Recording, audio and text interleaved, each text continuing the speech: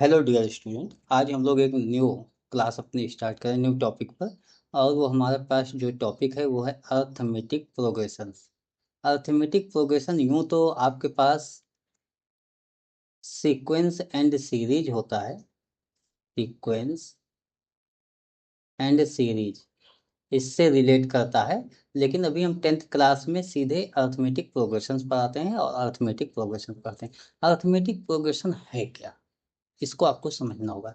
जैसे सपोज कीजिए हम कुछ नंबर लिखते हैं, 2, 5, 8, 11। अब इसके बाद मैं आपसे नंबर पूछूं कि 11 के जस्ट बाद कौन सा नंबर होगा इस प्लेस पर, तो आप ये कहते हो 2 +3 +3 +3। इस तरीके से आपने देखा डिफर सेम नंबर डिफरेंस है। ठीक है, सेम नंबर का डिफरेंस है, 3 का डिफरेंस है।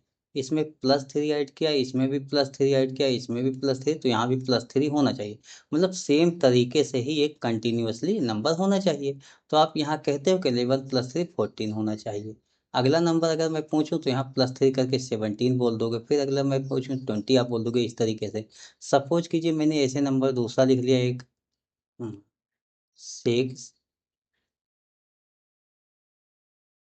हमने कहा इसके जस्ट बाद क्या होगा, तो आपने कहा सर यहाँ पर 6 + 5 11 +5 16, तो +5 ही होना चाहिए आगे।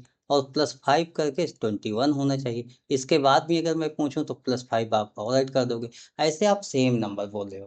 कहने का मतलब हुआ कि इसमें जो डिफरेंस है वो सेम आ रहा है। यानी इसको डिफरेंस को हम लोग,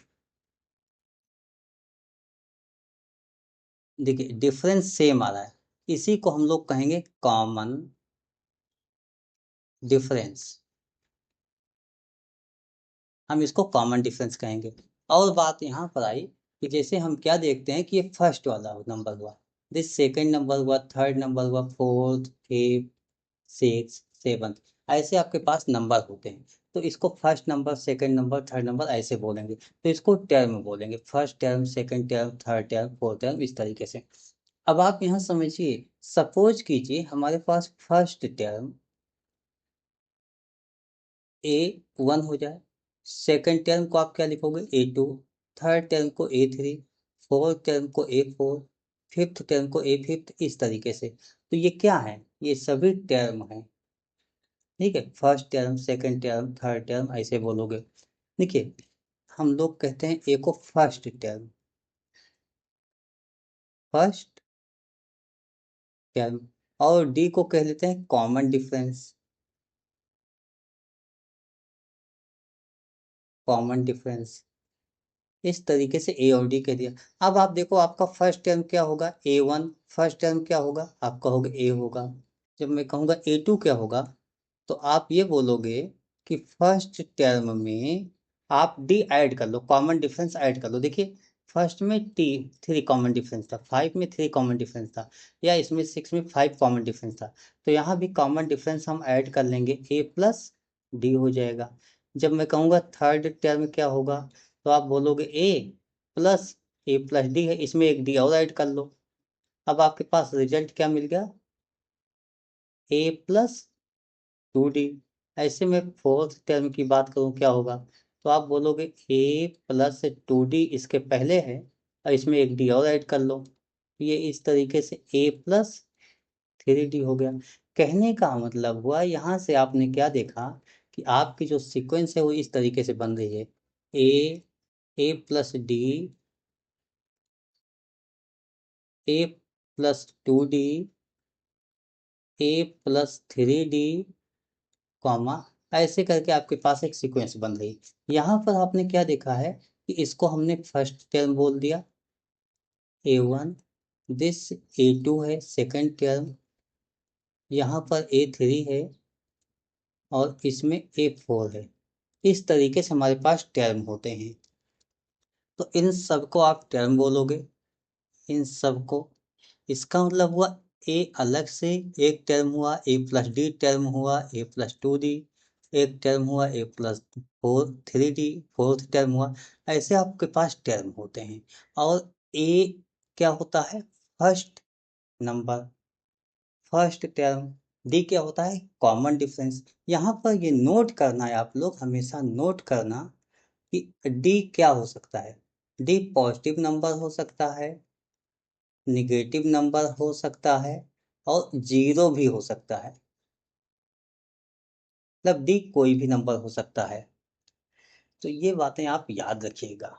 और अगला नंबर जो है, अगला टर्म जो है, पहले वाले टर्म में डी ऐड करने को मिलता है। तो आपने क्या यहाँ पर देखा था कि A1 में अगर मैंने डी ऐड किया था तभी हमारे पास A2 आया था। तो इससे आपको एक रिजल्ट मिल गया कि डी की वैल्यू A2 माइनस A1 मिलती है। ऐसे A2 में आपने डी ऐड किया था, A3 मिल गया था। यहाँ से आपने देखा कि डी की वैल्यू A3 माइनस A2 होती है। तो डी की वैल्यू आगे इसी तरीके से A4 में से A3 माइनस कर देंगे। तो इस तरीके से डिफरेंस होता है। आप यहाँ पर स्टार्टिंग में ये बोल सकते हो कि सर ऐसा है कि इसको D1 कह दें, इसको D2 कह दें, इसको D3 कह दें। लेकिन जब ये कॉमन डिफरेंस है तो आप कहोगे D1 equal to D2 equal to D3। Mean सभी इक्वल होगा। ऐसे इक्वल होते हुए आपका Dn तक जितने भी नंबर आप टर्म होंगे सब इक्वल हो जाएंगे। तो यहाँ पर ये कॉमन डिफरेंस होता है। Mean next time find out करने के लिए पहले वाले टर्म में आप कॉमन डिफरेंस को ऐड कर लेते हो। ये इतना याद रखना होगा आपको। अब इस बेस पर हम कुछ क्वेश्चन लिख लेते हैं और वो क्वेश्चन सॉल्व किया जाता है। जैसे हमने फर्स्ट क्वेश्चन आपके पास ये नोट कर लिया।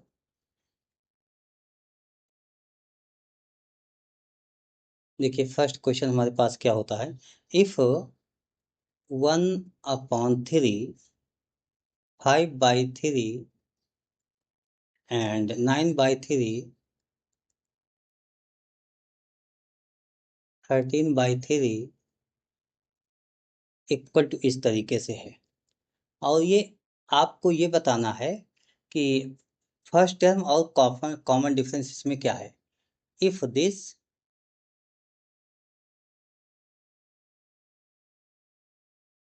देन फाइंड फर्स्ट टर्म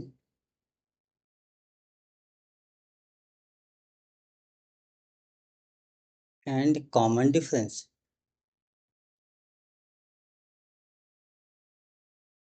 ये हो गया। तो फर्स्ट टर्म देखिए, फर्स्ट टर्म के लिए तो आपको कुछ करना नहीं होता। तो सबसे पहले लिखा हुआ है उसी को फर्स्ट कहते हो। ए इक्वल टू 1/3 हो गया। जैसे ही कॉमन डिफरेंस की बात आएगी कि डी क्या होगा, आप इसमें फर्स्ट टर्म देखिएगा। फर्स्ट टर्म आपके पास 1/3 होता है। सेकंड टर्म देखिएगा और ये 5/3 है। इन्हीं दोनों का डिफरेंस होता है। Mean D equal to A2 minus A1। दो कॉन्सिक्यूटिव टर्म का डिफरेंस ही आपका डी होता है। तो कॉन्सिक्यूटिव मीन क्रमबद्ध, क्रम से। A2 5/3 माइनस A1 आपके पास 1/3। इसको माइनस कर दीजिए। 5 - 1 4/3।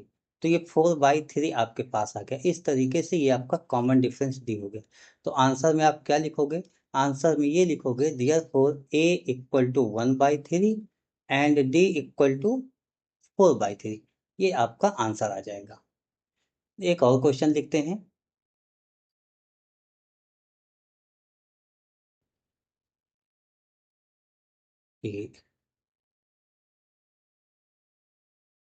Series 0.2, 0.22, 0.222, 0.2222, this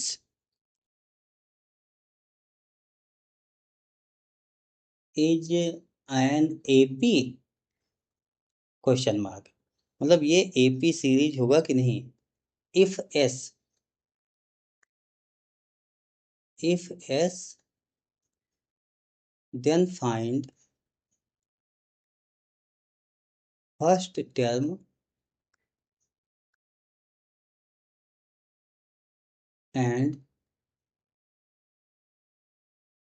common difference. ये आपका क्वेश्चन हो गया। देखिए इसमें आप सबसे पहले A1 A2 ऐसे नंबर लेट कर लो। तो A1 इक्वल टू 0.2 हो गया, A2 इक्वल टू आपके पास 0.22 हो गया, A3 0.222 हो गया, A4 0.2222 होगा। देखिए इतना बहुत है, इससे ज़्यादा आप ना लिखो। और उसके बाद आप लिखो D1 equal to A2 minus A1 होता है। A2 आपके पास 0.22 माइनस 0.2, इसको जब सॉल्व करोगे तो ये 0.02 आ जाएगा, ये हो गया D1। इसी तरीके से आप D2 निकालोगे तो ये हो जाएगा A3 माइनस A2, और A3 की वैल्यू 0.222 माइनस A2 0.22 है। जब आप 0.22 माइनस करोगे तो 0.002 आ जाएगा। क्या ये दोनों इक्वल हैं? यहीं से देख लो, D1 equal to not D2। यही दोनों इक्वल नहीं है तो हम आगे D3 नहीं सॉल्व। मान लीजिए ये दोनों इक्वल बाई चांस हो जाते तो हम अगला स्टेप सॉल्व करते। तो नो, इट्स नॉट AP। इसके बाद हमें फर्स्ट टर्म कॉमन डिफरेंस पर बात नहीं करनी। No, it's not AP। यहीं पर आपका एक क्वेश्चन सॉल्व कर। इस तरीके से आपके पास कोई क्वेश्चन मिलता है तो आप सॉल्व कर सकते हो। I hope you understood explanation this basic concept.